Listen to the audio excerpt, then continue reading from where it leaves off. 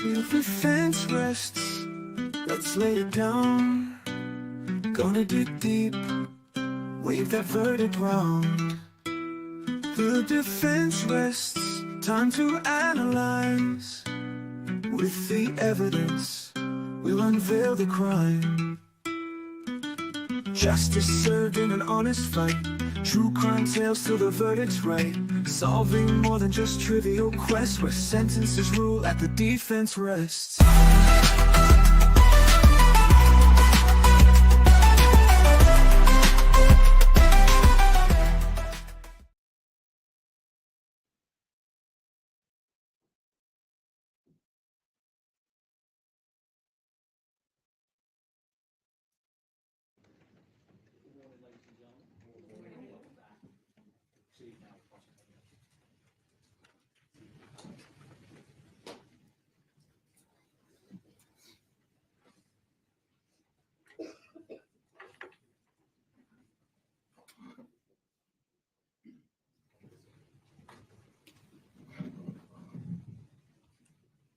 I gotta make this work. Good morning, Prosecutor.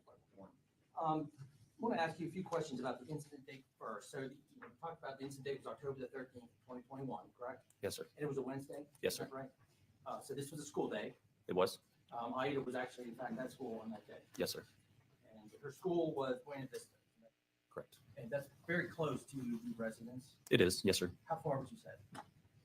You have any idea? If you were driving, it would probably take a minute or two to get there. Okay. And we know that Aida used to walk to school. Yes, sir. And so law enforcement showed up at the incident location about 11 o'clock. So Aida was scheduled to be home in a few hours after that, one would say, or mid-afternoon. Correct? Yes, sir.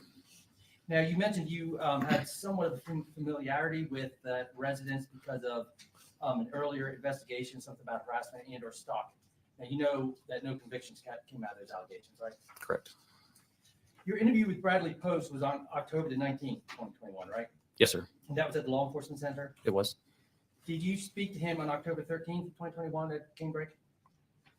I did not speak with him the day of the incident. No, sir. Okay. Had you met him prior to October the 13th, 2021? No, sir. No, sir. No, sir. No? Okay. Was Bradley Post interviewed on the 13th? He was.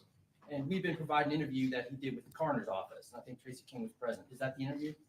I don't believe it was Tracy King. I believe it was a member of the coroner's office, and it was another investigator. I don't believe it was Investigator King.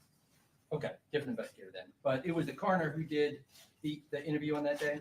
He was involved in the interview. He was in there with an investigator. Yes, sir. Who watched the interview? Yes, sir. And you're aware that the coroner really did most, probably 90% of the questioning? Yes, sir. He asked a lot of questions. Yes, sir. Now, the coroner is not employed by the Greenville County Sheriff's Office, is he? He's not. That's a separate office. Yes. The coroners are not tasked with investigating a potential crime, are they? That's not their primary. No, sir. So the primary concern is determine cause and manner of death and provide necessary information to family members and things like that? Yes, sir. To locate a next of kin. Yes, sir. So Bradley Post was a suspect on that day, right? Just like anybody who would be a close fiance or spouse or something like that. That's just a natural suspect. He was someone that we definitely wanted to talk to. But he wasn't interviewed by Greenville County Sheriff's Office investigator on that date, was he? Not by anyone from the homicide unit, no, sir. And the buccal swab was collected from him on what date? I believe it was that day, the 13th. And was Lieutenant Parcell's phone taken on that date? No, sir. When was Lieutenant Parcell's phone taken? It was not. It was not taken. No, sir. A buccal swab was taken from her, though, correct? Yes, sir. And that was on October the 15th of 2021? Yes, sir. The 15th. What was the reason then for taking the buccal swab? So we could have something to compare and to, I'm trying to think of the word, exclusions. Obviously, obviously Miss Tina lived there. So we knew that her DNA was going to be all over things in the house. Okay. And so the buccal swab was taken October 15th, 2021 at the Canebrake house? No, sir. When I met with Tina to get her buccal swab, it was not at the Canebrake house. Where was it? It was at a friend's house. Okay. But you did meet with her and Bradley Post on October 15th at the Canebrake house? I did. Yes, sir. Okay. Now, Bradley Post's phone was not collected by law enforcement on October 13th of 2021. Is that correct? That's correct. And are you aware now from your investigation, by looking at the body cameras of other officers, that he was deleting photographs from his phone while waiting for law enforcement to arrive? I'm not aware of that, no, sir. No. Did you watch all the body cameras? Oh, I believe I did. Okay, so you don't remember that, him saying that? I don't recall that, no, sir. But he certainly had the phone from the incident date until October the 19th of 2021 and had every opportunity to delete and manipulate his phone in any way. Okay, right? I know that he had possession of his phone until the 19th, yes, sir. Okay, now, on October the 15th of 2021, you spoke with Bradley Post at the Canebrake residence, Yes, sir. and you mentioned Christina Parcell was also there. Yes, sir. And what you spoke to Bradley Post on that day? I did. Was your conversation with him recorded? I don't believe it was, no, sir. And at that time, Bradley Post asked you whether Ms. Parcell had been wearing her engagement ring, right? He had brought it up, yes, sir. Okay, so He had asked about the ring. I'm sorry. He asked about the ring, yes, sir. Okay, so presumably he didn't. He had to ask you if she was wearing it. He didn't know. Correct. And he asked for the ring back. I don't remember if he asked for the ring back. I know that he just wanted to know if she had it, if she was currently wearing it. And he told you at that time about the clone that he had of Christina Parcell's phone. Did he not? I don't know if he told me about it then, but I know he told me about it on the 19th when I interviewed him at the Law Enforcement Center. Okay. And would you, just to refresh your memory,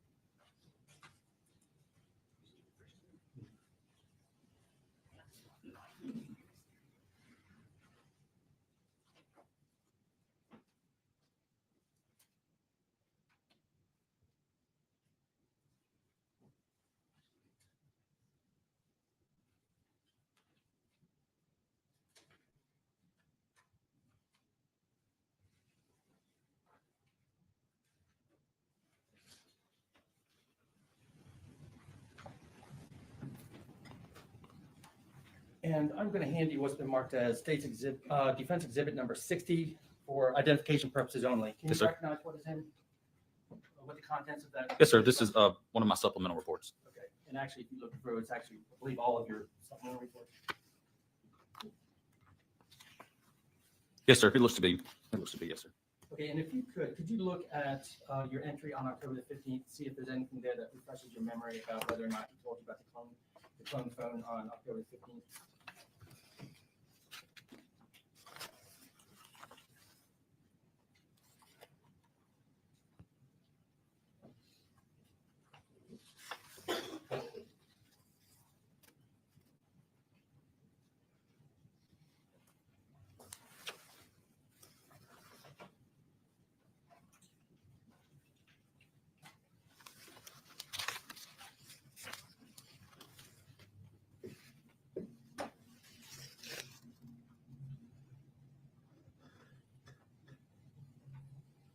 Okay. Yes, sir. He did.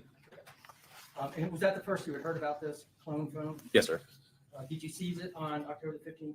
I did not. Did you ever seize it? I seized it on the 19th.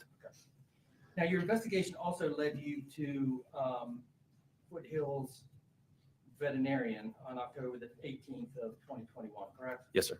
And on that date, you spoke with people at the at this facility where Ms. Parcell had worked. Is that Correct. Yes, sir. right? And is that where you learned that she had been working part-time Yes, sir. and that she had not worked in some 3 weeks since September the 23rd, 2021? Yes, sir. Let me ask you some questions about the October 19th interview with Mr. Post. Where did that interview take place? At the Law Enforcement Center in our interview room. There was another investigator in the room with you? Yes, sir. That was when Investigator King was in there with me. And did you seize Mr. Post's phone at that time? Yes, sir. And that's the phone that we could see when you're watching the recording of that, the phone that he has out on the table in front of him? Yes, sir. When did you take the phone from him? During that interview. Was it at the end after the camera was taken off? Yes, sir. It was near the end of the interview. Yes, sir. Okay. And you also followed him to his car and took possession of the clone phone, correct? I did. So he knew to bring it with him on that day, or had you asked him to bring it with him, or how did it happen to be in his possession? Do you remember? I don't remember if on the 15th when he told me about it, I asked him to bring it or not, or if he just brought it on his own, assuming I may would like to look at it. But that was the phone then that mirrored everything that was being done on Ms. Parcell's phone, correct? Yes, sir.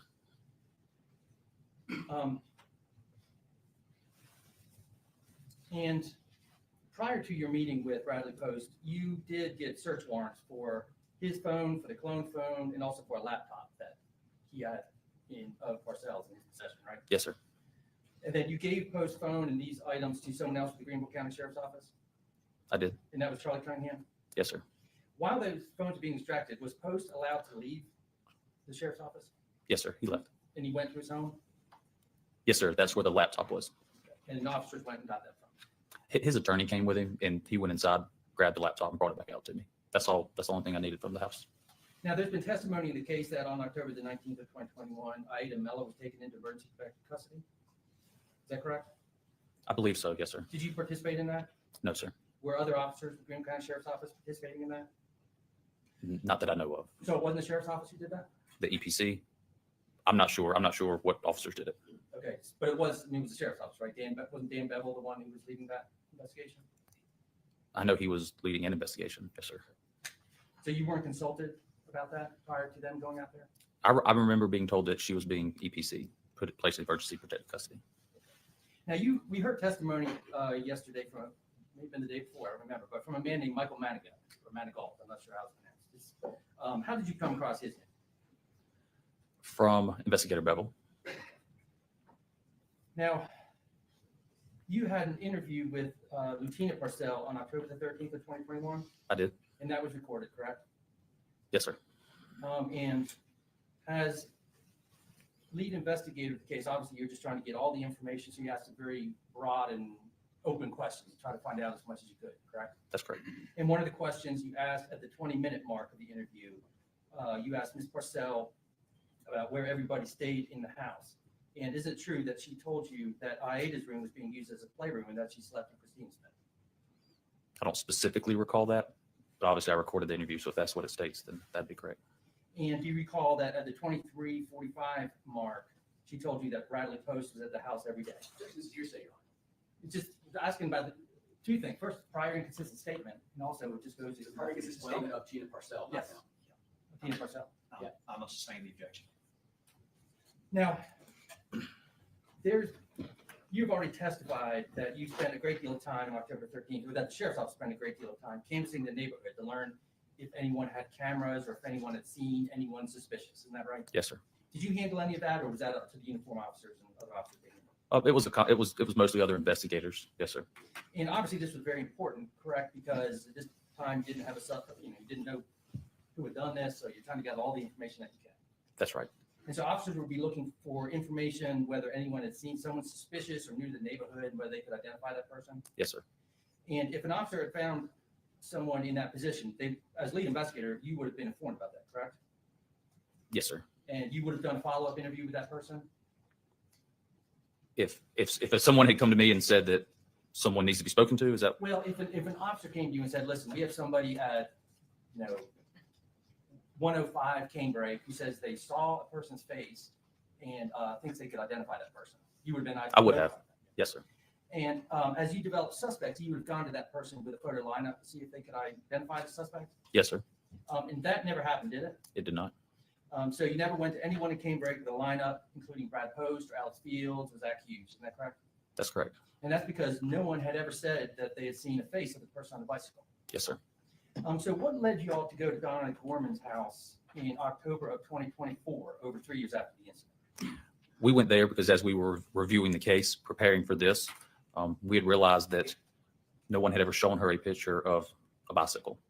So we wanted to take that picture up there and let her see it and ask her if that's who she remembers seeing. And she had been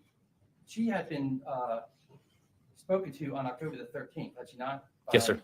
Riley Stokes? Yes, sir. It was Investigator Stokes. And Riley Stokes never came to you and said, listen, we found somebody who can identify the person on the bicycle, right? That's correct. And so when you went, well, let me ask you this. During those 3 years, between October of 2021 and October of 2024, Zach Hughes' picture had been shown on the news and the newspaper and other places, social media, numerous times. Isn't that right? Yes, sir. And in that picture that's shown in the media, he looks quite similar to how he looks now, right? With a full head of hair and a beard. I believe so. Yes, sir. In October 13th of 2021, Zach didn't even have facial hair, did he? I don't remember if he had facial hair. Do you remember seeing the trail camera photos? Yes, yes. Okay, so that was 3 days before. And then you saw Zach Hughes a couple days, well, about a week later at his house, right? Yes, sir. And he was clean shaven on that day? I believe he was. Yes.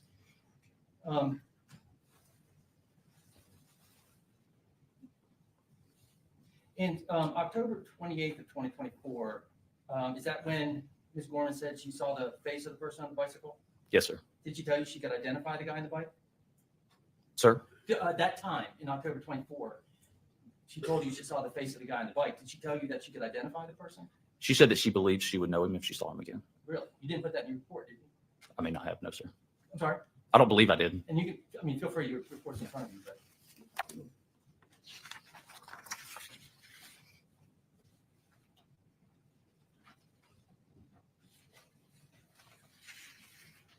No, sir. I didn't put that in there. And you would agree that identification of a person in a case like that is very significant, is it not? Yes, sir. Did you show her a photo lineup? I did not. You did mark in your report that she told you that she would not be able, or she would be able to say it was not Bradley Post on the bike, right? Yes, sir. Okay, now your theory is that Zach drove the morning of October 13th from the Mountain House, which we've heard testimony is about an hour away from Canebrake. And in the summary that you provided, you say that he turned his phone off so he couldn't be tracked at 7:45. So if Zach Hughes left the house at 7:45, there's no way that Zach Hughes could have been there at 8 to 8:15 to be seen by Ms. Gorman, is there? No, I didn't say that he turned his phone off. There's no activity on his phone. Okay, no activity. Okay. How many ring cameras and surveillance cameras do y'all have that showed the guy on the bicycle? From specific locations, I know that we have one. We have three. Okay. And there was one of the locations has multiple cameras. Okay. And the guy on the bicycle is not picked up by any cameras at 8 or 8:15, is it? No, sir. And that is a good hour to hour and 15 minutes before the person is seen entering Canebrake, right? The 122 Canebrake. Yes, sir. How close is Ms. Gorman's home to 122 Canebrake? It's fairly close. Like Across the street and over a couple so houses. on a bike, would it be less than a 5-minute ride, would you say? From Miss Gorman's house to 122? Yes, sir. Okay. And the person on the bicycle was not wearing a hoodie, was he? It didn't appear that there was a hoodie. On November the 9th of 2021, you met with Christina Parcell for the purpose of collecting some items from her that she had found at the Canebrake residence. Isn't that right? Yes, sir. Yes, sir. Okay. And one of those items was a blue USB thumb drive that she had found in Christina Parcell's room. Is that right? I don't remember where she said she found it, but I believe she did bring me a thumb drive. Did y'all examine that thumb drive? Yes, sir. Did you yourself or did other officers? You know? I believe I did it. I want to ask you a few questions related to the harassment investigation. And so you're aware that one of the documents in the packages that were mailed was an advertisement for an escort site, correct? Yes, sir. And you are aware that Christina Parcell did have a past that. Objection, Your Honor. Sustained. Your Honor, this was brought up by the state. They're the ones who introduced this evidence, and they're.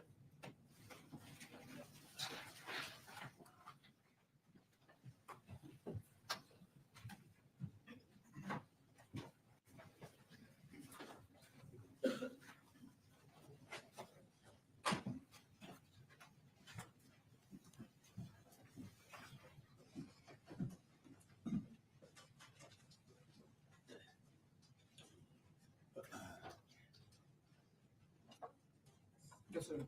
Okay, thank you. All right, objection from the state. Your Honor, what is brought up by the state is that they were mailed a photo which has an alleged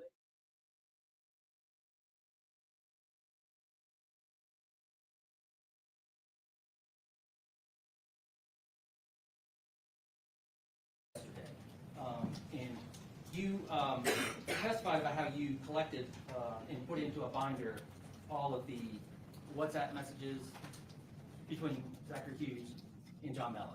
Is that right? Yes, sir. And you said it was a rather large binder of text messages once you got those all. It was a lot of messages, yes. Isn't it true that the overwhelming majority of those messages come after the middle of April when Ida Mello was taken away from John Mello and returned to the States to be with his mother?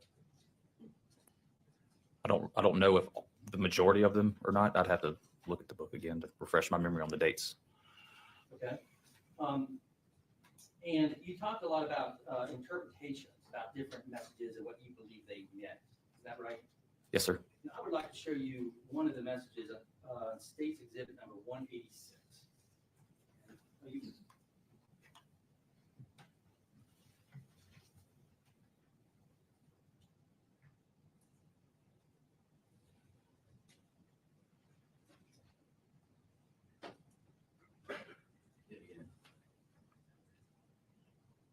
Okay. All right, you able to read that? I could read that. Yes, sir. Okay, thank you. So this is against State's Exhibit 186, and I just want to point your attention to the one that's the second message on the left on that page. And I'm not going to ask you to try to decipher everything about that, but in that message, we see on the first line, we see the name Ida, correct? Yes, sir. And then at the end of that line, you see the word doom. Isn't that right? Yes. So one interpretation of that message could be, and do you remember the date of that? Could you please place it back up there? The 13th, October 13th.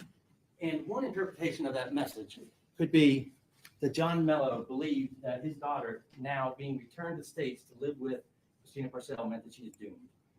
I think there's way too many words in there for me to say that. I will agree that those two words are in there. Thank you. No further questions. All right, any redirect from the state? Yes, Your Honor. A couple questions. Mr. Ward asked you about the coroner's assistants in this particular case. Yes, sir. Do they respond to all homicide investigations? They do. And sometimes they assist y'all in various duties. They do. And don't they have their independent investigative authority under statute as well? Yes. Now, Mr. Morgan discussed the clone phone that Brad Post had. All right, so explain to this jury Christina Parcell's phones that she had. So the one we refer to as a clone phone, that's the phone that Mr. Post kept, that he basically signed into her Apple, using her Apple ID and password when he says cloned. So everything that she does on that phone is not cloned. So he'll be able to see the stuff typically that Apple backs up. Like if you restored your phone from iCloud, emails, contacts, certain text messages and phone calls. That's how that phone was set up. And he also had Life 360 on her as well. Yes, he had the Life 360 app, and she was a part of his group. They could see each other's locations. And did you review the downloads of the phones of Christina Parcell? Yes, sir. You reviewed all of them. Yes, sir. Right. And in any of those phones, is there any communication with Zach Hughes? No, sir. Is there any email, text message, WhatsApp, Signal, whatever, any kind of application that you saw, any conversations with No, sir. anything related to Zach Hughes? No, sir. All right, they asked you about Donna Gorman. Yes. And so when did Riley Stokes speak to Donna Gorman? I believe it was the day of the incident, the 13th. And at that time, had y'all located or did y'all have possession of the photos of a suspect leaving on a bicycle in the Cambridge neighborhood? We knew of the footage, but we weren't able to get possession of that until the following day. And then Master Deputy Wolf testified he went back on the 19th and spoke to her. Yes. And you recall what his testimony was? Are you aware that he showed her a photo of a bike? I don't recall if he showed her a photo of the bike or not. I don't believe so. Okay. And so, and then 3 years later, are you working with the solicitor's office on preparing this case? I am. And did you make a decision that you needed to talk to Donna Gorman? Yes. And you went out there and talked to her. Did you take down what she told you in a report? Yes, sir. And did you show her a copy of the individual on a bike? Yes, sir. Did you ever show her any photos of Zach Hughes? I did not.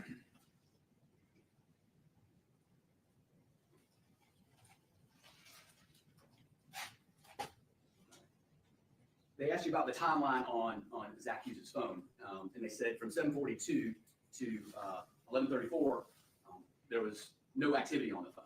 That's right. But you know that 7:42, 7:42 we unlock and close the phone. Yes, sir. Now, can he do that in his car? He can.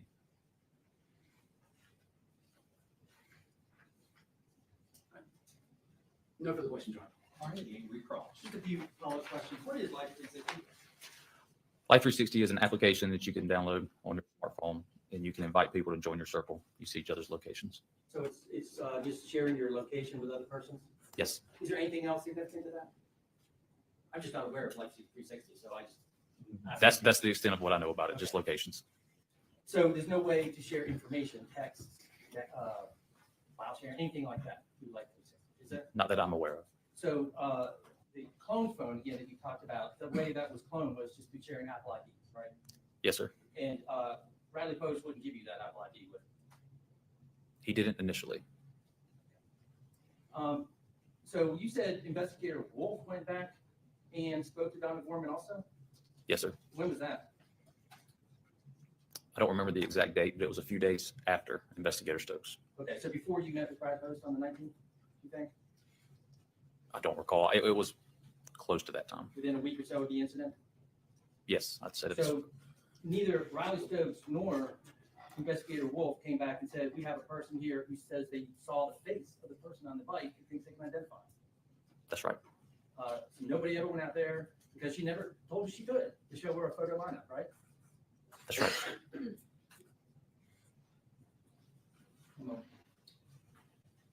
Nothing further. Thank you. Any reread? Direct. No, Your Honor. Okay, you may step down. Thank you, sir.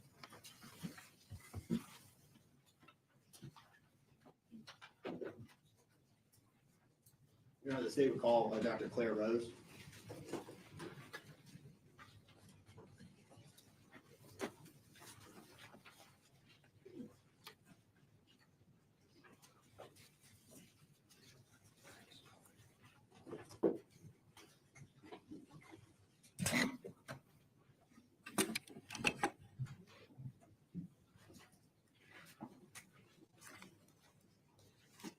Please place your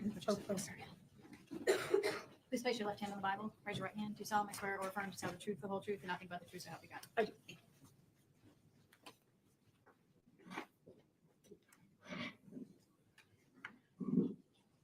Please state your name for the record. My name is Claire Rose, C-L-A-R-E, C-L-A-R-E, and the last name spelled R-O-S-E. Dr. Rose, good morning. Morning. Can I actually just scoot up just a little Oh, bit? sorry. You hold the microphone a little bit closer just so the jury can hear you. Thank you. Dr. Rose, could you tell the jury where you're employed and what you do for them Sure. currently? So I'm currently employed at the Greenville County Medical Examiner's Office, and I'm one of the medical examiners there.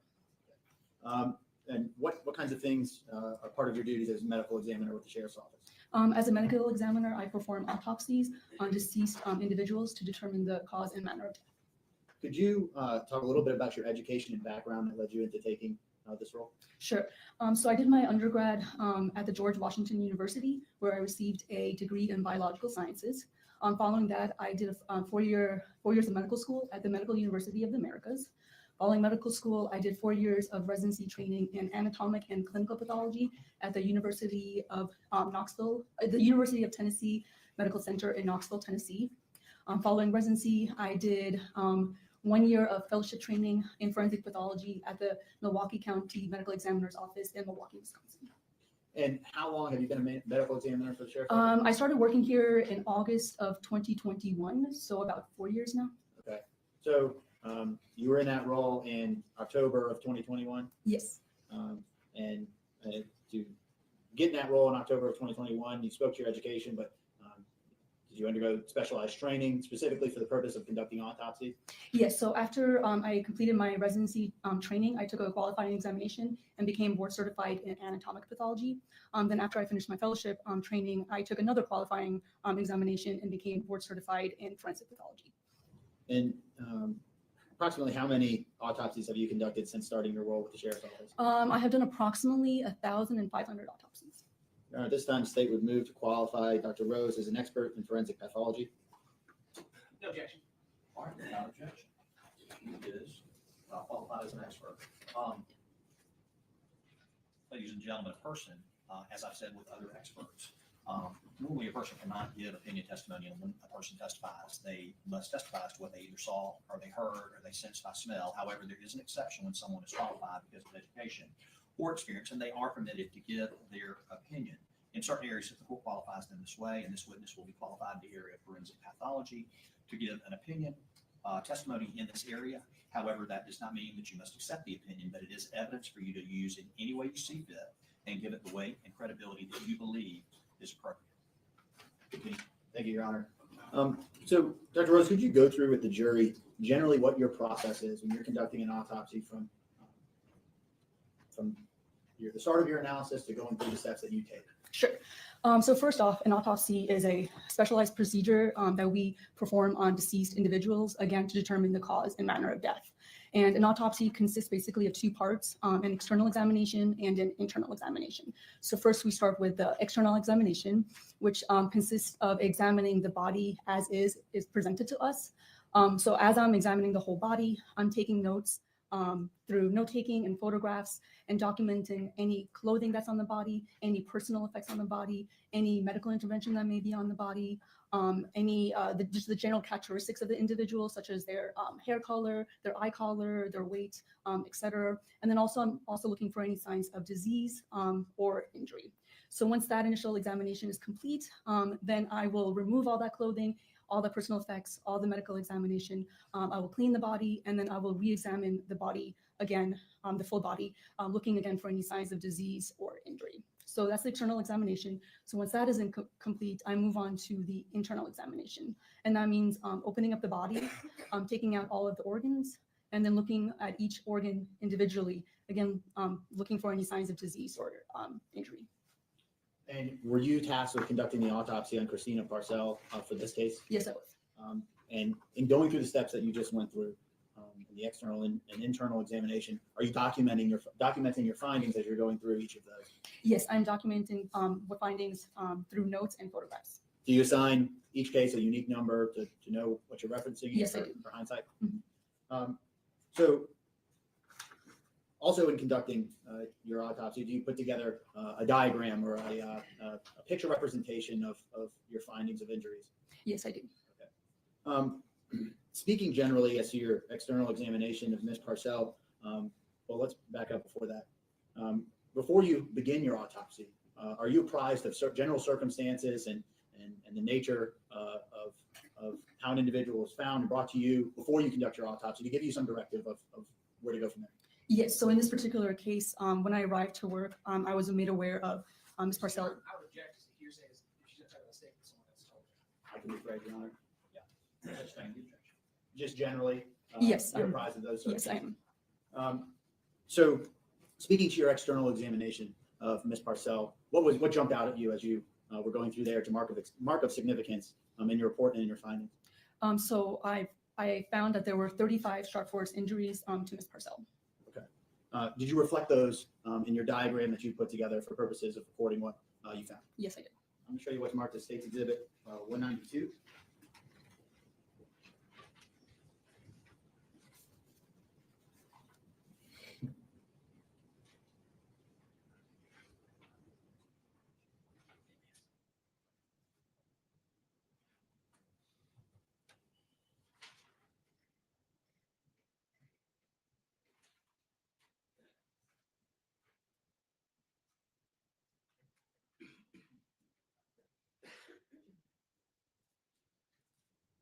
I'm going to show you State's 192. Yes. Is that the diagram that you put together? Yes, this is the diagram I created. Okay. All right, this time the state moves into evidence. State's 192. No objection. Objections number 192 comes from the record. Dr. Rose, speaking to how you received the body before you start conducting your autopsy, are there protections put in place to preserve what might potentially be collected as evidence at the time of the autopsy and maybe even down the road? Sure. So the body is placed in a body bag and sealed, preventing from anyone getting into the bag. Also, handbags are also placed around both of the hands to preserve any evidence that may be present. Okay. But otherwise, the body is brought to you as is from the time it's found. Yes. That's important to preserve for any findings that you may make or anyone afterwards. Is that Yes. right? And while you're conducting this autopsy, is there a forensic technician with the sheriff's office with you to collect evidence for purposes of the case? Yes, there was one forensic technician present during the autopsy of Ms. Parcell. Okay. I want to go through with you some findings that you made on State's Exhibit 192 as it related to Ms. Parcell. I'm going to start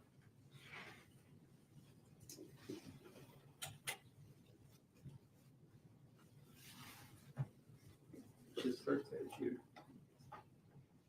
Starting with the top. You identified Ms. Parcell on this document, Yes. and then you make a note there. Could you explain to the jury what the difference is between a stab wound and an incise wound? Sure. So first I'll just say what a sharp force injury is. So sharp force injury is an injury caused by a pointed or sharp-edged object.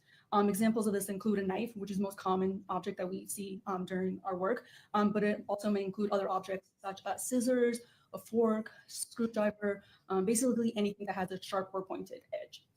So then we sharp force injuries, if it's a knife, then we have either a stab wound or an incise wound. And now a stab wound is a wound that is deeper than its length on the skin, and an incise wound is a wound that is its length is longer on the skin than it is deeper. And then so here in this diagram, the shaded oval areas indicate the stab wounds, and partially shaded areas indicate the incise wounds. So would it be fair to say, when you say stab wound, that's what most people, when they commonplace think of the word stab, is a stab wound. And an incise wound is more of, say, a slice? Yes. And approximately how many sharp force wounds were located on Ms. Parcell's body as it relates to her torso and her arms? So to her torso and her arms, there were a total of 9 sharp force injuries, and I can quickly just go through Sure. each of them. So starting with the stab wounds, Ms. Parcell had 1 stab wound to the top of her shoulder and 1 stab wound to the left side of her upper chest. Both of these wounds went through the skin and penetrated the underlining soft tissue. Then you have another stab wound to the left breast. This wound went through the skin, the underlining soft tissue, and penetrated the chest cavity and superficially penetrated the left lung. Then we have the 4th stab wound, which is to the left side of the mid-back. This wound went through the skin, the underlining soft tissue, and just penetrated the chest cavity without injuring the left lung. So those are all the stab wounds. And then we have, well, on this one, you can't see all of the incise wounds, but you have 4 incise, yeah, here we go. So here you see 5 incise wounds. So you have 2 incise wounds to the right upper arm, 1 incise wound to the posterior right forearm, 1 incise wound to the left upper arm, and then 1 incise wound to the posterior left pinky. I'm going to show you the second page here.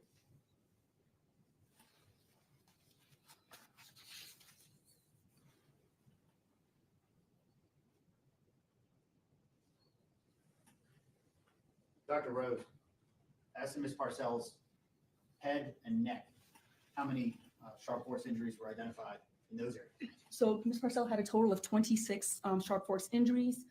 So she had 7 stab wounds and 19 incise wounds. And I can quickly go through all of those too, if you would like.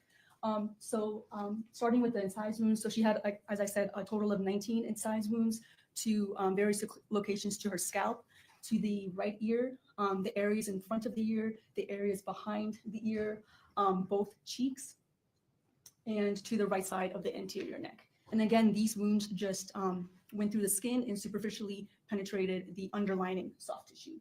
Now we have 7 stab wounds to the neck area. We have 1 stab wound to the left side of the posterior neck, and that wound just went through the skin and the deep underlining soft tissue. And then we have a total of 6 stab wounds to the right side of the neck.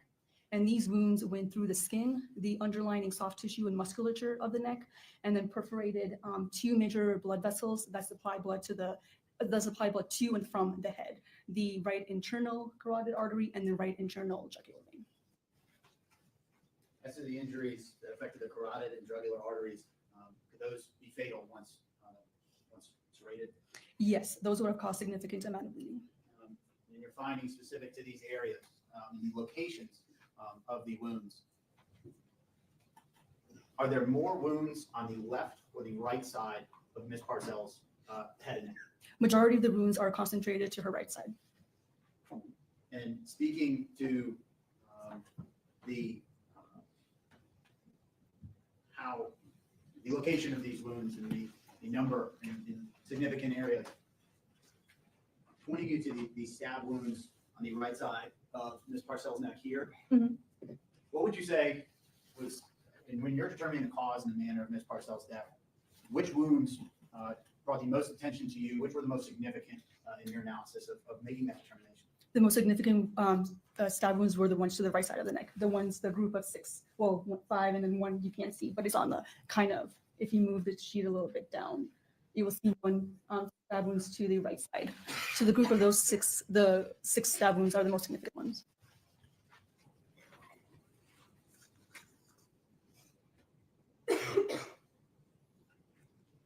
Dr. Rose, could you explain to the jury what blunt force trauma is? So blunt force trauma is just injury to the body that's caused from the body impacting an object or the body impacting an object. Did you observe findings of blunt force trauma as it relates to Ms. Parcell? Yes, I did. What were your significant findings there? So Ms. Parcell had contusions or bruises to the left side of her face, her anterior neck, and one contusion to her left knee. She also had tiny abrasions or scrapes to her right cheek, her neck, and her left upper extremity. She also had 2 small lacerations or tears in the skin to the right side of her forehead and to her left eyebrow. Additionally, she also had hemorrhage within her scalp and hemorrhage within the left temporalis muscle, which is just a muscle that sits just underneath the left side of the scalp. So speaking to the findings of sharp force injuries with relation to Ms. Parcell, are you able to make any substantial findings as to the type of object used or specifics related to that object? So the appearance of all of the shock force injuries are consistent with a knife being used. But past that, how specific can you get into making conclusions as to details of the knife, I suppose? So just on the appearance of Ms. Parcell's wounds, I can't further characterize the type of knife. In conducting your autopsy, you didn't find any evidence that would aid you in further making a conclusion towards that effect? No. Is toxicology a part of the autopsy process? Yes, it is. What is toxicology for the juries? So during the autopsy procedure, I may take samples. For example, I may take blood to run toxicology just to see if there's any drugs in her system that may have contributed to the individual's death. Were any findings on the end of toxicology significant in your determination of finding cause and manner of death? No. Were there any findings as related to illicit drugs in Ms. Parcell's system? No. Finally, Dr. Rose, what was your conclusion as to the cause and manner of Ms. Parcell's death? So the cause of death was multiple sharp force injuries, and the manner of death was homicide.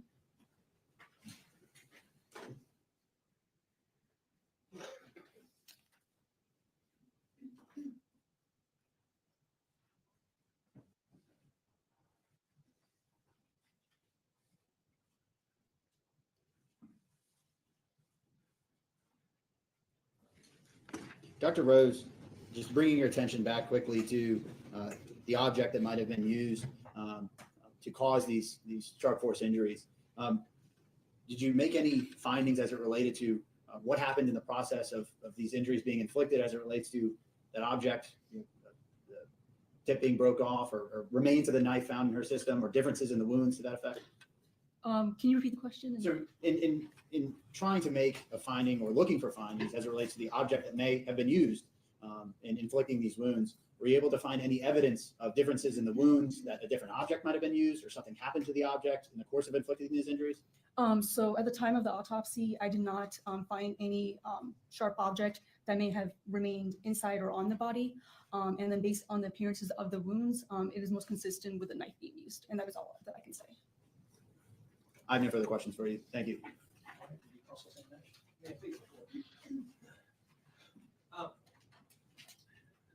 Dr. Rose, when did you start? You testified you started in August of 2021. Correct. Do you remember what day in August of 2021? I do not. Okay, that's okay. You conducted this autopsy on October the 14th of 2021. That is correct. So the time you conducted this autopsy, you had been on the job just about 2 months, right? Correct. You were asked about toxicology. Do you remember that? Yes. And isn't it true that the toxicology showed that Christina Parcell had amphetamine in her system? Isn't that true? Correct. And isn't that a controlled substance? Yes, it's a stimulant. Yes.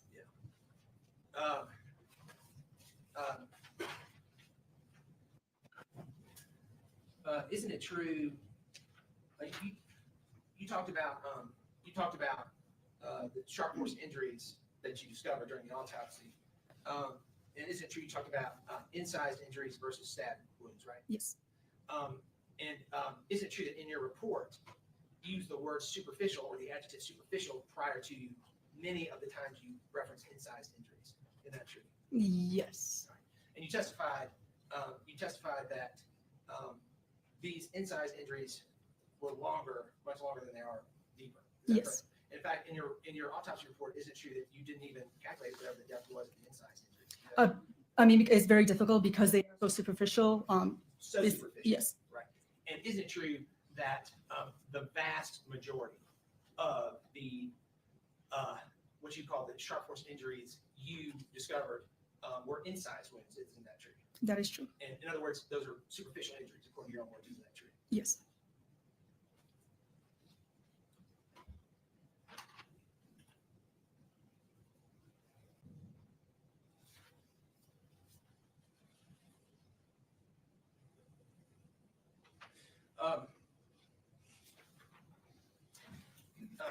Is it true that you calculated that Christina Parcell weighed 163 pounds? Is that right? I believe that is correct. Yes. And she was wearing acrylic fingernails. Is that right? What color were they? Red. let me double check. Yes, they were red. Correct.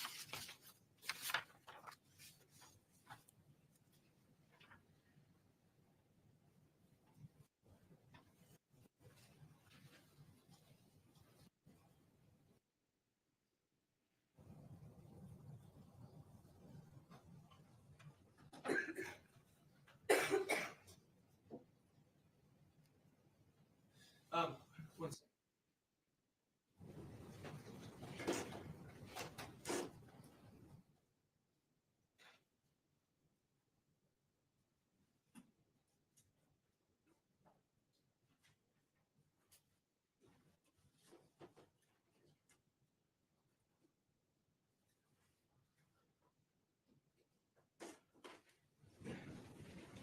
Thank you, Dr. Rose. Dr. Yes, Your Honor, briefly. Dr. Rose, speaking specifically to the amphetamines that Mr. Mormon brought up, were the amphetamine findings in the toxicology consistent with the prescribed amount? Yes. Amphetamines, is that the active chemical in, say, Adderall? Yes. And he spoke a lot as to the incised wounds and stab wounds found on Ms. Parcell, just as to the right side of her neck. How many stab wounds were there? There were 6 stab wounds to the right side of the neck. Thank you, Dr. Rose. I have nothing further. Just briefly, and Dr. Rose, he asked you about the quantities being consistent with prescription. Is it also true that it's possible to get illicit drugs in the same quantities as prescription drugs? Isn't that true? Sure. Okay. Nothing else. Like you said. Thank you, ma'am. Thank you.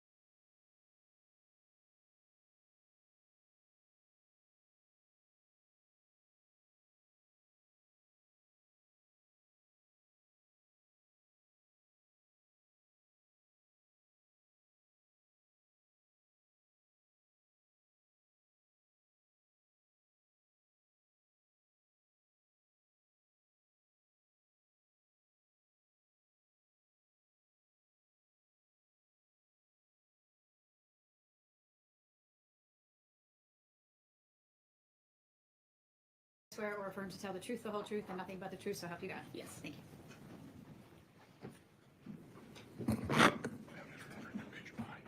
Thank you. Please state your name for the record. Hannah Burbage, Ms. Burbage, with whom are you employed? the Greenville County Department of Public Safety in the Forensic DNA Lab. And what do you do in the forensic DNA lab? I'm a DNA analyst. And what is a DNA analyst? So a DNA analyst, we examine items of evidence for profiles and then compare it to them to any references provided.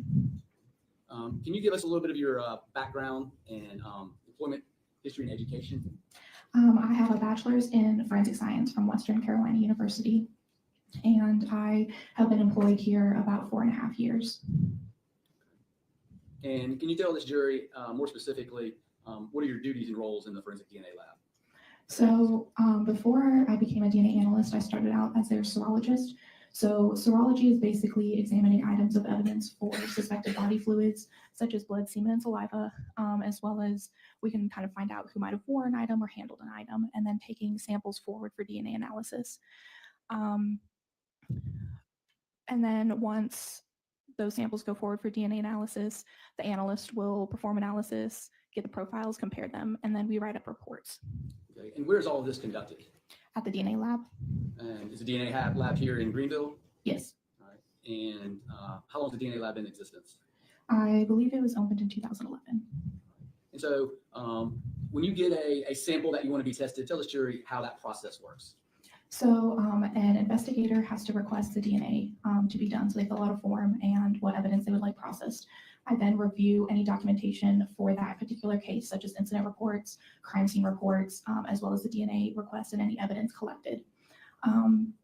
Once I kind of have an idea of what evidence needs to be processed and what needs to be done on those items. So am I looking for suspected body fluids or am I processing it in a different way?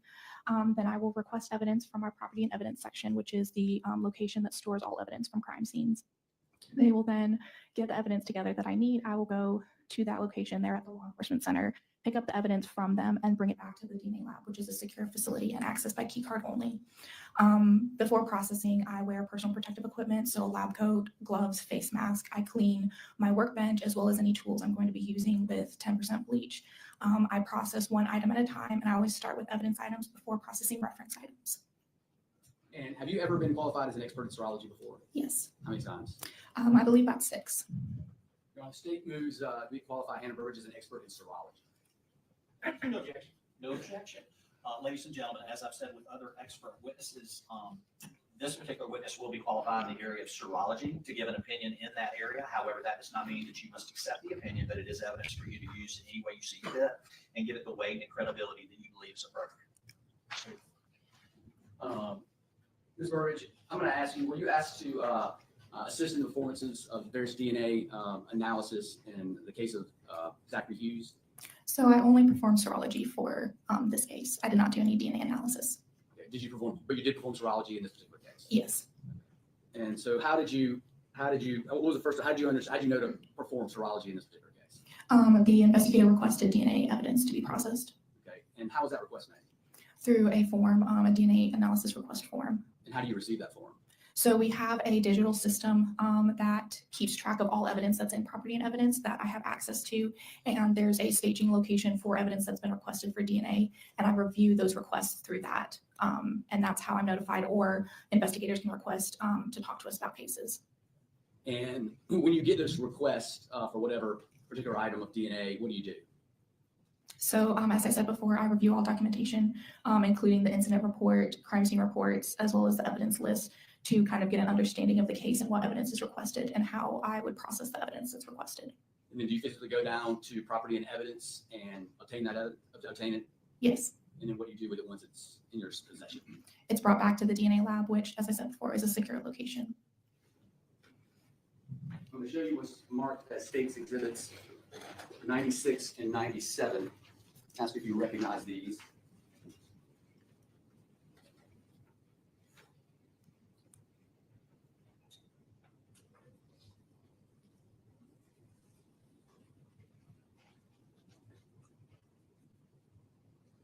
Yes.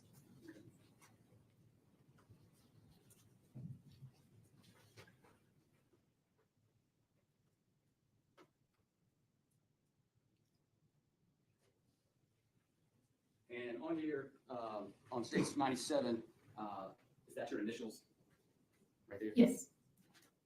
And did you go to property and evidence and obtain these particular pieces of evidence?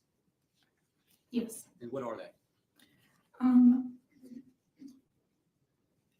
Case item number KF-AU1 became our item number 10, which is a sealed package containing buccal swab from Christina Parcell. Okay, and so you said your item number 10. Explain to the jury how that happens. So whenever we receive evidence, we label them just to kind of keep track in our system of each item. And so when you had the request to get the DNA and you went down to property and evidence, how did you do that?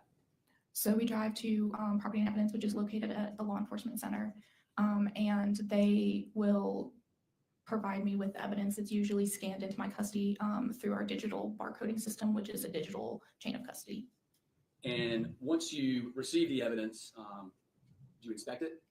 Once I am back at the lab and ready to begin processing the evidence, I will be inspecting it And what are you inspecting it for? to ensure that it's the correct items as well as everything is sealed and labeled properly. Did you inspect these two particular items as well?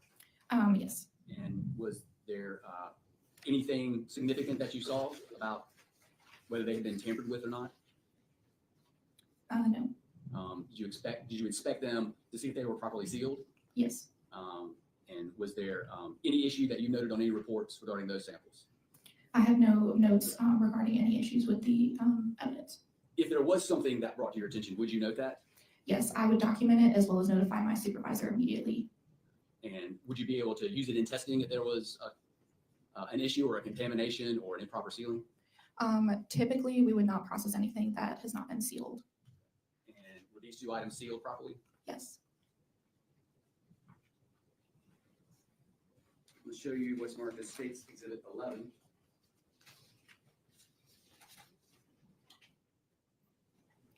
Ask you if you recognize that.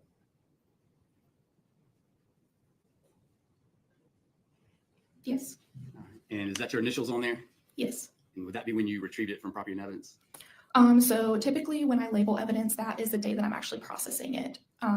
When I initially am going to open the evidence, I will label it with our lab number, our unique item number, my initials, and the date that I'm processing it.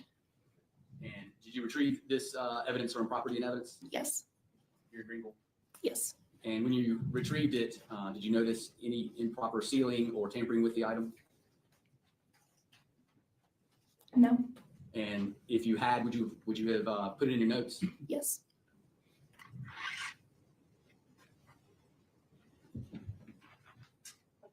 Let me show you State's Exhibit 100.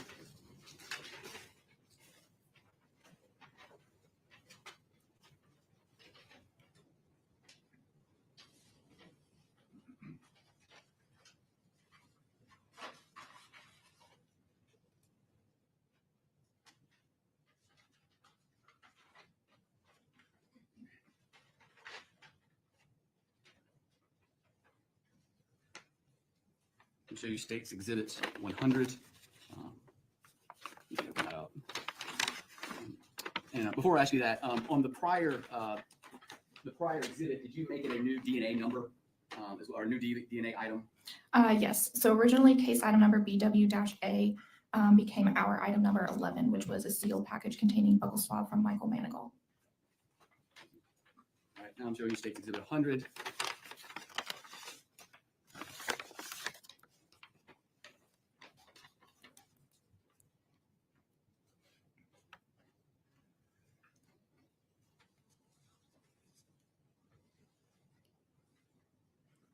Okay, case item number KF-N1 became our item number 12, a sealed package containing buccal swab from Zachary Hughes. This is the one that I processed.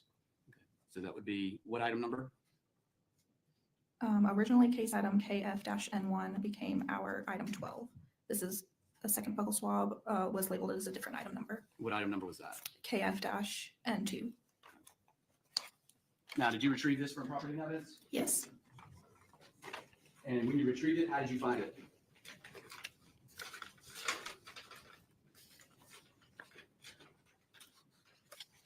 It was a sealed package containing buccal swab from Zachary Hughes.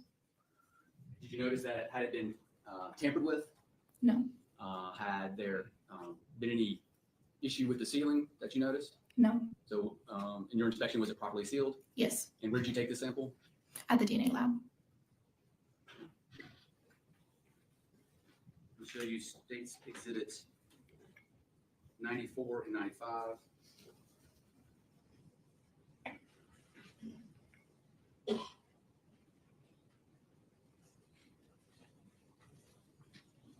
Ask if you recognize these.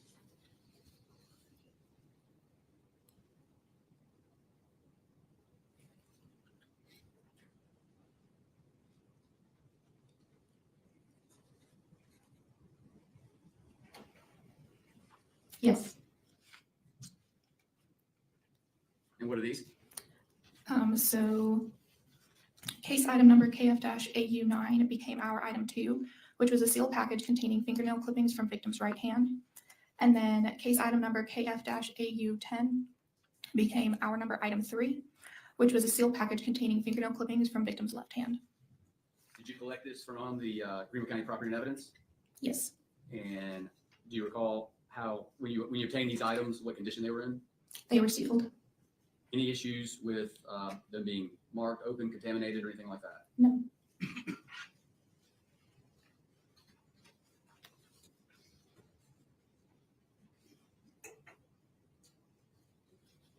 I'll show you States Exhibits 98 and 99.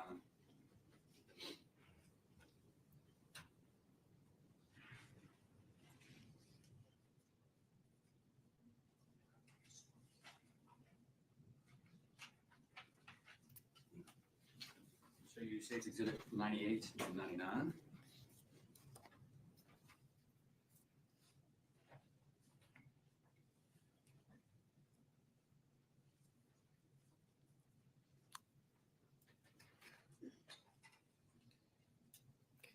What are those? Excuse me. Case item number KF-32A became our item number 5, and it is a sealed package containing swab from right handle brake of black Kona bicycle. And then case item KF-32B became our item number 6, a sealed package containing swab from left handle brake of black Kona bicycle. And did you retrieve those from the Greenville County Property and Evidence here at Greenville? Yes. And did you notice any issues when you received it from DNA? No. Was there any tampering with these items? They were sealed. They were sealed properly. Yes. So once you get these items back to the DNA lab, what do you do with them? So they are stored until I'm ready to begin processing. And then, as I said before, once I am ready to begin processing, I'll put on my PPE, clean my work area, and then open one item at a time for processing. Once I'm done taking either testing or taking samples from that item, I'll seal it back up and then move on to the next item. I work all evidence items first before references.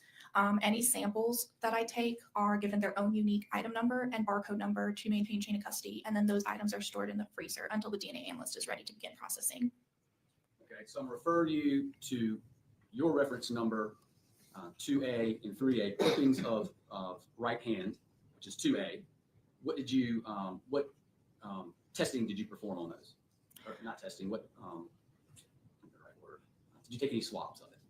Yes, so for item 2, the fingernail clippings from the victim's right hand, observation revealed 4 pink fake nails. A swab of the tips of the fingernail clippings were taken for DNA analysis as item 2A. So the actual nails, I swabbed the tips of them, and then those swabs became item 2A, which were forwarded for DNA analysis. And did you do that with your item 3A, the left hand? Yes, so item 3, the fingernail clippings from the victim's left hand, observation revealed 5 pink fake nails, and a swab of the tips of the fingernail clippings were taken for DNA analysis as item 3A.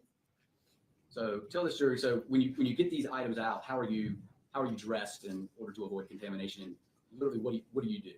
I'm wearing a lab coat, a face mask, and gloves. I change my gloves frequently, as well as cleaning my surface area, any tools that I'm using, and I clean in between items and cases. And then how do you swab these items?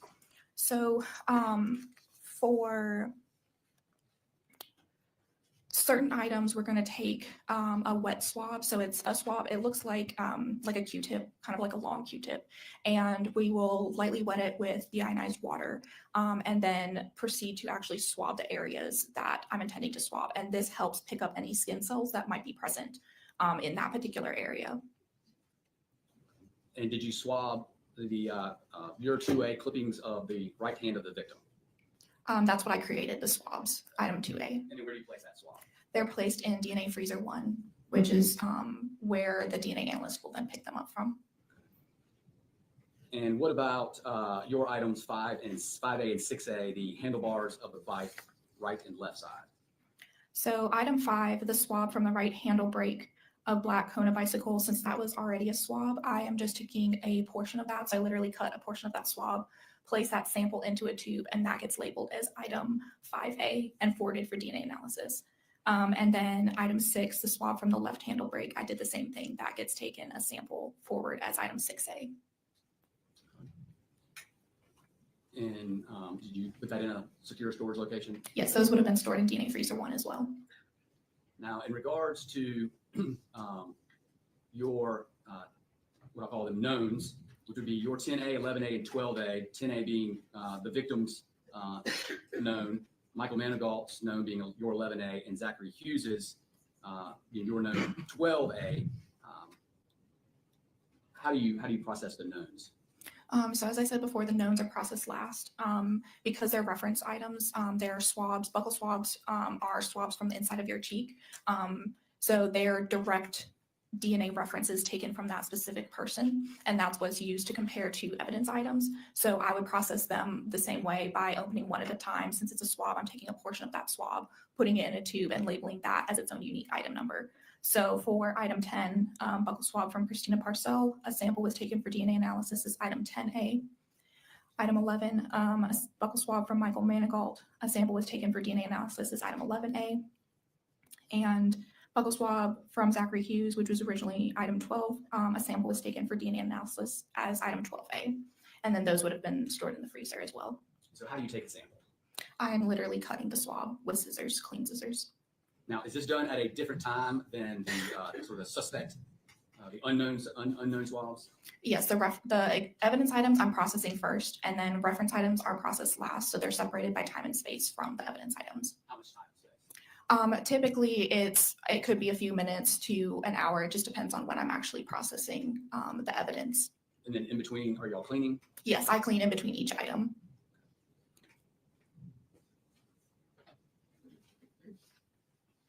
United States moves 96 and 97 in, 111, 100, 95, 94, 99, and 98. Your Honor, I object to the introduction of all these exhibits pursuant to Rule 901. The state has failed to adequately establish a chain of custody. Failed to authenticate. That would be our objection. Your objection is noted for the record, overruled, consistent with safety, Hatcher, Kraft, and other cases. Anything from the state? Yes, Your Honor, we feel the chain under those cases has been met. All of the swabs were taken by witnesses that had already testified. They all testified they put it in the property and evidence. Ms. Burge just testified that she received it from property evidence in a good condition, non-contaminated condition, that she could use and be able to analyze. I don't think so, but your objection is noted for the record. Thank you. All right.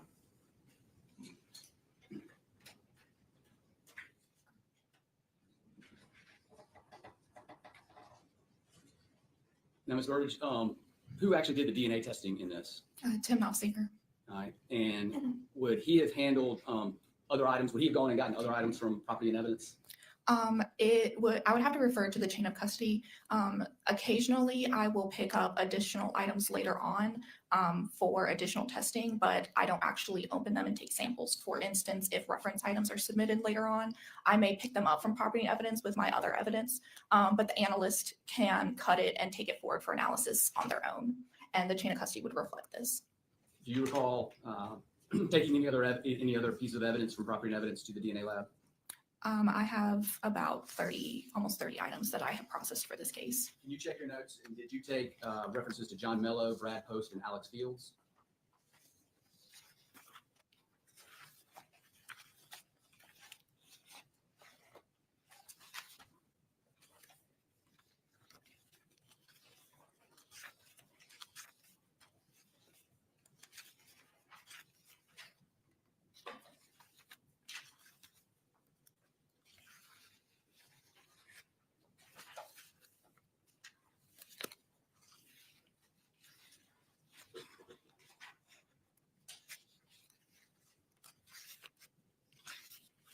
I did not process those.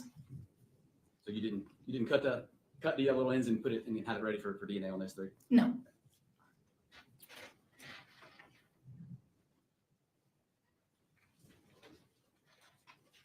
Your Honor, just for clarifications, I've got states 96, 97, 111, 100, 95, 94, 98.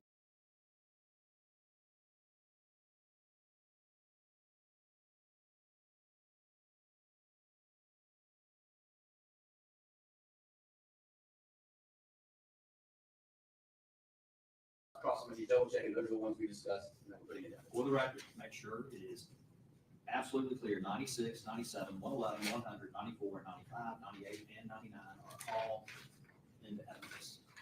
And your objections, no. All right. I've already referenced cases. That's all state has, Your Honor. Any cross? There you are. Thank you.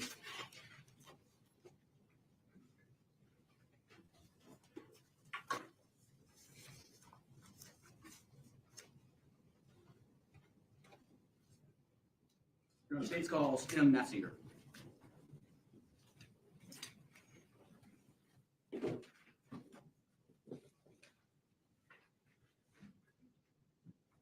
you solemnly swear or affirm to tell the truth, the whole truth, and nothing but the truth, so help you God? I do. Thank you.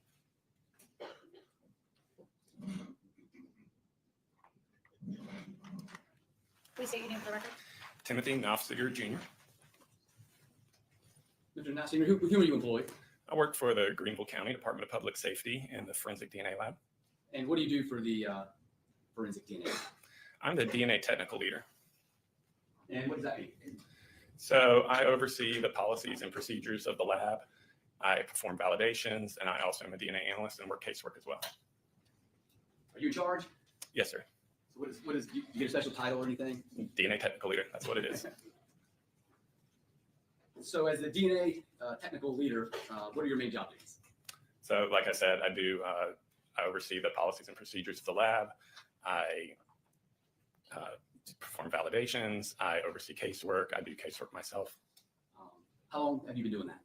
I've been in that position about 1.5 years. And how long have you worked at the lab? I've worked at the lab for about 11.5 years. Before that, were you in the DNA world? This is my first job in forensic DNA. Tell us a little bit about your background and history. So I have a bachelor's degree in biological sciences from Clemson University, a master's degree in entomology from Auburn University. And when I was employed here, I started as a serologist, and I was trained in all the methods that we use in the lab. I also then was trained in DNA analysis methods, became a DNA analyst, and then eventually was promoted to DNA technical leader. And tell us a little bit about the training that you go through. So we do a system where we have mock evidence that we put in mock samples. There's a written exam. There are, we do mock cases, and then we do a competency exam as well. Also, twice a year, we do proficiency testing, which are cases that are provided to us from an outside company that we don't know the answers to. We have to test them, give them back our answers, and they make sure we got the right answers. About how many DNA samples have you tested? From including my serology, I've worked several thousand items of evidence over my career. And tell us a little bit about the lab. When was it established, and how did that happen? So the lab first began working cases in 2011. And to be established as a DNA lab, you have to get certified. Yes, so we're an accredited lab. We're accredited through an organization called ANAB. We're under the standards, the ISO 17025 standards, and the FBI's quality assurance standards. And are y'all reaccredited every year? We undergo some level of an audit every year. Our full reaccreditation audits are every 4 years. And are y'all currently accredited? We are. Have you always been accredited? Yes. And are there, we'll call them spot checks on where folks come in and kind of make sure you're doing everything correctly? That's correct. We have, when we undergo an audit, these are outside people who come in, look at all our stuff. They look at our policies or procedures. They observe people working in the lab. They take a representative sample of cases and look through all our case files, our methods, our results to see if they can find any issues while comparing with the standards that we have to follow. And have y'all always got a good grade on all that? Yes, we've passed every audit. Now, did you do any prep work in this particular case? With any case like this, typically we're having to look into the case details to determine what the best avenue of testing the evidence is, depending on the type of evidence, what we're looking for in a case. Did you retrieve any items from the property and evidence for processing? Most of the items I tested were prepared by our serologists in the lab. I did pick up 3 references. All right. I'm going to show you State's Exhibit 101 and ask if you recognize this.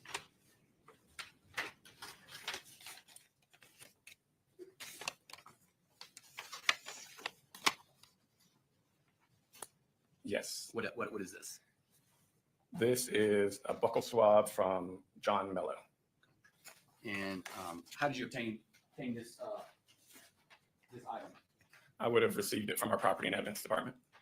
And for the same way that Ms. Burbage just testified to? That's right. And when you obtained this this item, how did it appear to you? So whenever I pick up evidence items, I check the packaging, make sure everything is properly sealed and labeled, and it was. Was there any tampering or any kind of cuts on the items before No. you took it back? And if there was, would you have noticed that? I would have. And would you have documented that? I would have. And would you have tested it otherwise? Most likely not. And what is this? What is John Mello's swab? Your reference number now? So I gave it, our item number is item 27. 27. I'm going to show you State's Exhibit 10. It's already been admitted into evidence. Just get you to identify that.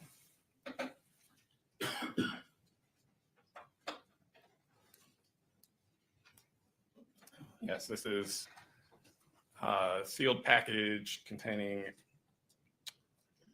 buccal swab from Bradley Post. This is this one you've handed me is DHE1. The one I tested was DHE, or I'm sorry, you handed me DH-E2. The one I tested was DH-E1.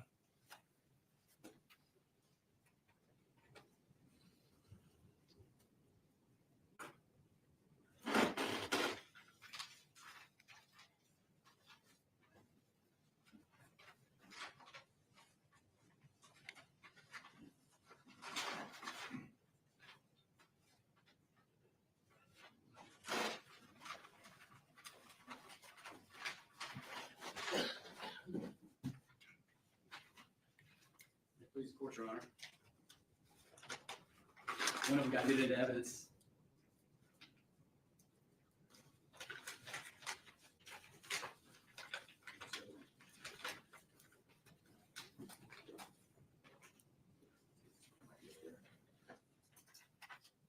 We can take a quick break.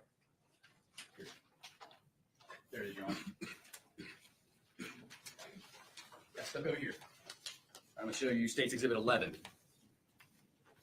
Yes, I recognize this. This is our item 25, sealed package containing buccal swab from Post Bradley.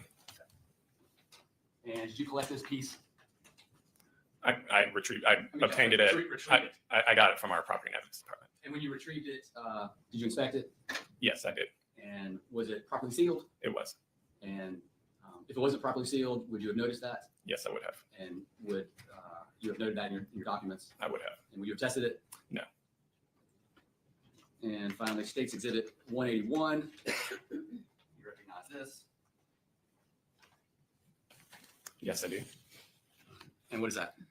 So this is a sealed package containing buccal swabs from Alex Fields, case item number JDS1. And did you retrieve that from property and evidence? I did. And was it properly sealed? Yes, it was. Our state moves items 11, 181, and 101.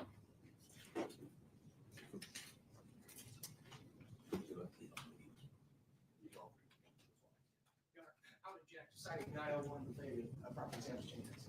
Objection noted for the record. I overrule and consistent with cases of Hatcher and other cases which I mentioned earlier, 11, 181, and 101. You guys, exhibit 11, correct? 11, 181, 101. Thank you.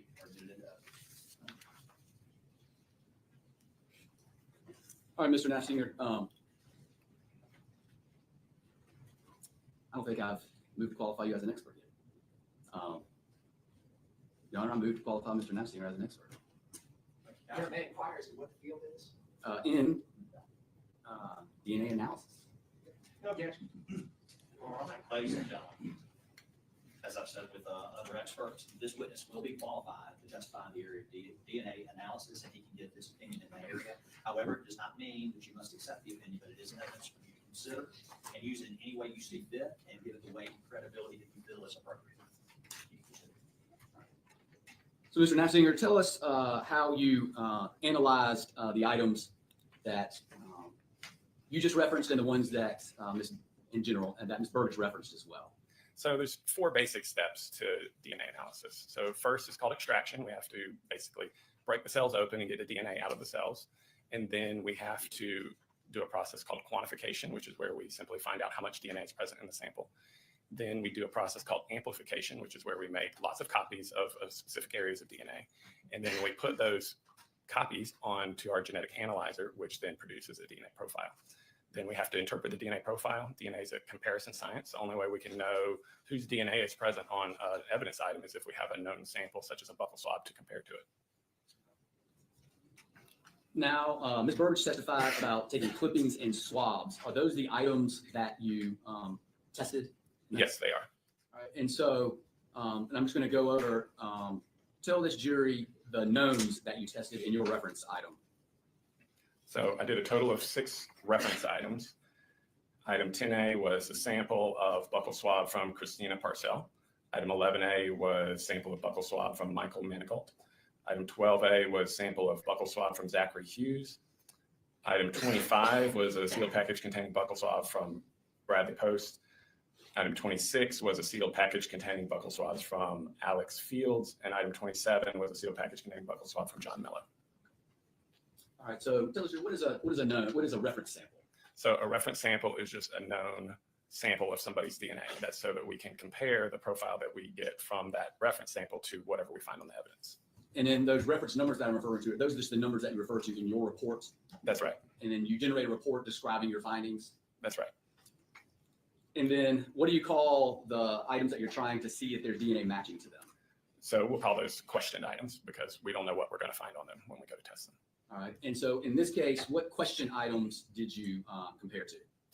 Compare the reference items to? Well, I did quite a few, a lot of them. Yeah, let's talk about it. So about how many items do you think that you tested in this particular case? Let me check my report. And you can give an estimation.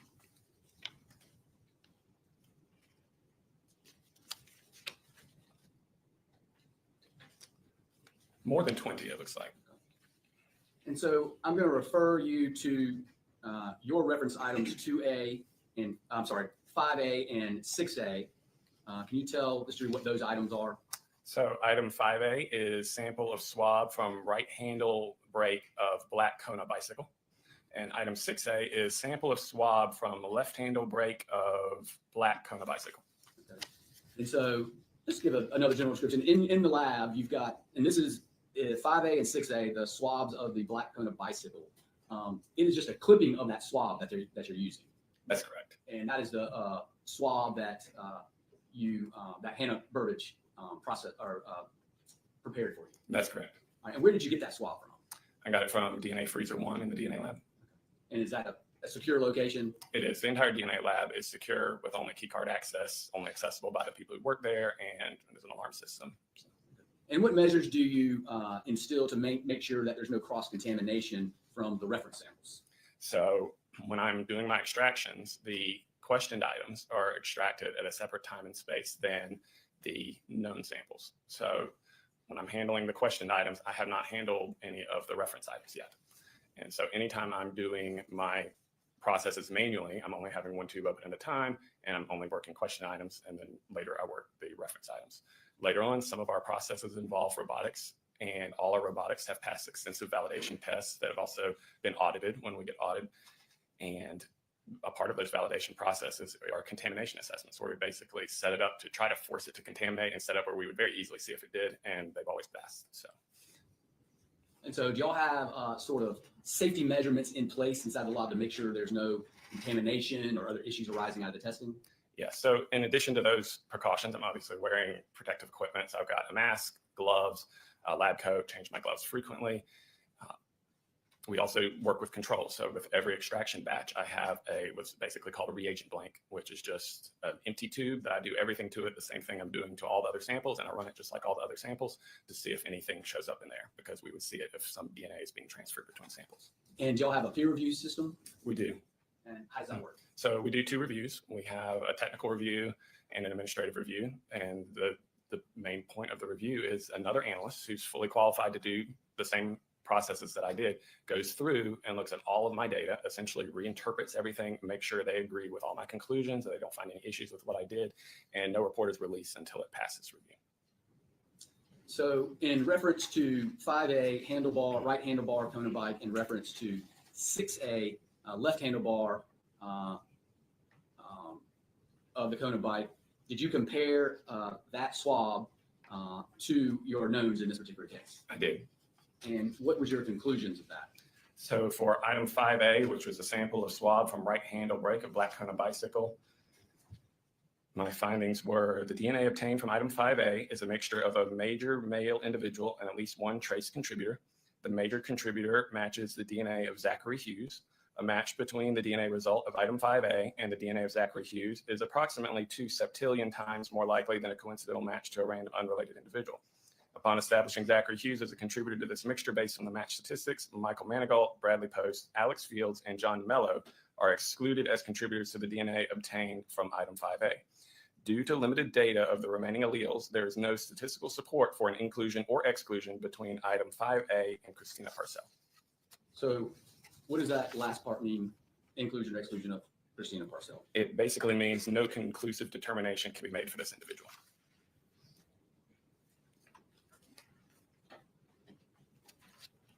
So now I'm going to refer you to your items 2A and 3A, 2A being the clippings of the right hand of Christina Parcell. Did you have the, I'm sorry, go ahead. I was just going to ask him if he compared that to the known references. So I had items 2A and 3A. 2A was a swab of tips of fingernail clippings from victim's right hand. Item 3A was swab of tips of fingernail clippings from victim's left hand. Item 3A, PCR procedures for autosomal DNA analysis were not performed on item 3A due to the presence of large amounts of total DNA compared to male-specific Y chromosomal DNA. That is the case. Basically, when we do our quant, or when we see how much DNA is there, we can see how much, in situations like this, we can see how much female DNA is present versus how much male DNA is present. And if it's too little, the next processes won't show up the male contributor because there's just too much female DNA. It's kind of like trying to hear your phone ring in a rock concert. It just gets overwhelmed. So at that point, we stopped with that sample. So you're referring to the clippings of the left hand? That's correct. Okay. And so, and for reference, the items that you're dealing with are literally swabs. They're very tiny. That's right. All right. And so did you have the occasion to test the clippings from Christina Parcell's right hand, which is your reference item 2A, to the knowns? Yes, I did. So for item 5A, or I'm sorry, for item 2A, swab of tips of fingernail clippings from victim's right hand. My findings were. I'm going to object to Rule 403. It's our position is has no affirmative value based on their inability to properly establish chain pursuant to that. Your objection is noted for the record. Good. Again, so And did, just for the record, I know Rule 403 is extremely broken and substantially outdated. But your objection is noted on the record. thank you. So I'll refer you back to clippings of the right hand 2A. Yes.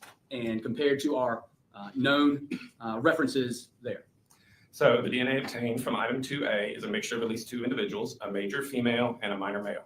Assuming Christina Parcell is the major contributor to this mixture based on this being an intimate sample, a match between the minor DNA result of item 2A and the DNA of Zachary Hughes is approximately 825 million times more likely than a coincidental match to a random unrelated individual. Michael Manigault, Bradley Post, Alex Fields, and John Mello are excluded as contributors to the DNA obtained from item 2A. So did you just tell this jury that Zachary Hughes' DNA is 825 million times more likely than a coincidental match to a random unrelated individual located under Christina Parcell's fingernails? So what that stat means is it's called a likelihood ratio. And basically, we're looking at two hypotheses as an explanation for the evidence profile that we find in the sample. So for every comparison, and we compared all the people to it, for every comparison, the first hypothesis is that this person's DNA is the best explanation for what we found on the evidence. And the other hypothesis is that it's somebody else in the random unrelated population. And so we're able to do statistics on this. And so it's kind of like a sort of a seesaw effect. So when you have, for example, I read an inconclusive one recently, that's where it's kind of balanced, like it's not really tilting one way or another. If it's an exclusion, it means it's tilting toward someone in the random population is the better hypothesis to explain the evidence. And when it tilts the other way, which it did in this case, that's giving strong support for the hypothesis that that person's DNA is the best explanation for the evidence. So what is the lowest probability standard that you would be permitted to report? Per our lab policy, the lowest we'll report is a match score of 1,000. And this one was 825 million? That's correct.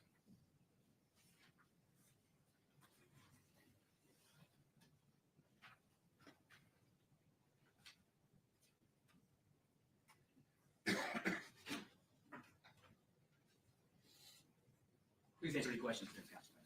All right, cross-examination. Yeah, I don't have any questions. Okay, sir. Thank you, sir.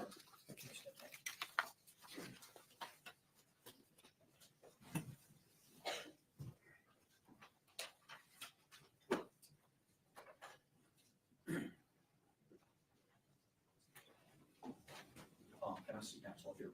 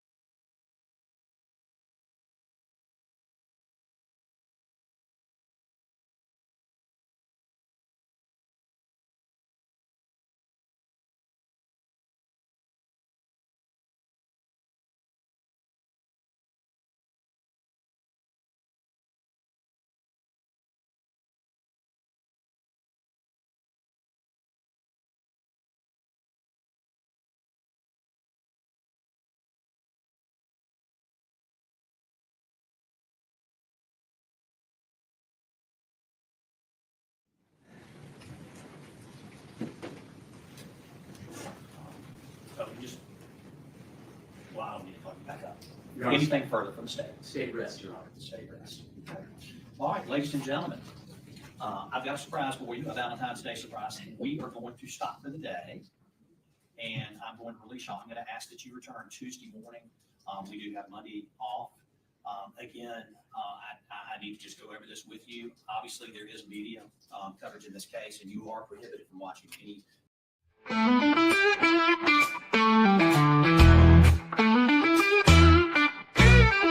Hey there, thanks for stopping in. We hope you will join us again. We all look forward to next time.